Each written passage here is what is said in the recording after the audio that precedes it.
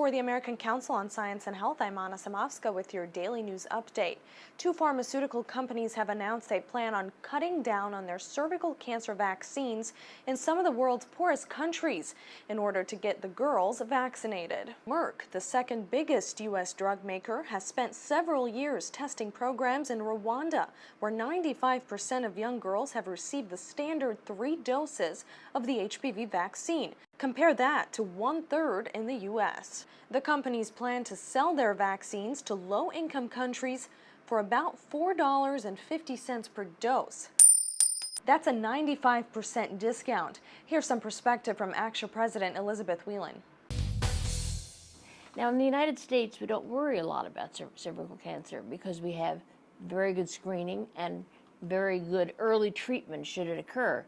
This is not the case in many developed countries. Indeed, it can be the leading cause of death among women.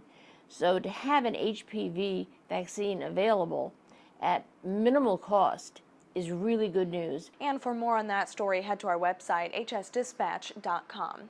In other news today, we hear it all the time, a possible flu pandemic. Some say we may even be immune to that threat. But is it real this time? Researchers at MIT say yes.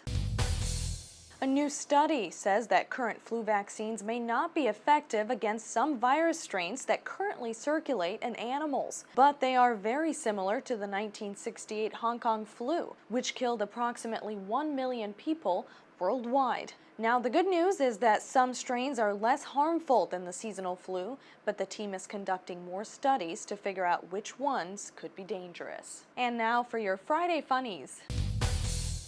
Here's a funny idea, a pair of underwear that can sense when a person smokes. Oh, it's real, and the University of Alabama received $400,000 in grant money to make this idea a reality. The money was used for 2 studies. Individuals were fitted for the garment, and this picture here shows a cigarette tracker. With the help of a breathing sensor put in underwear, it tracked their daily physical activities and eating and smoking. The goal was to determine whether this sensor underwear could detect cigarette smoke. I don't think that here at ACTIA we will be getting fitted for those anytime soon.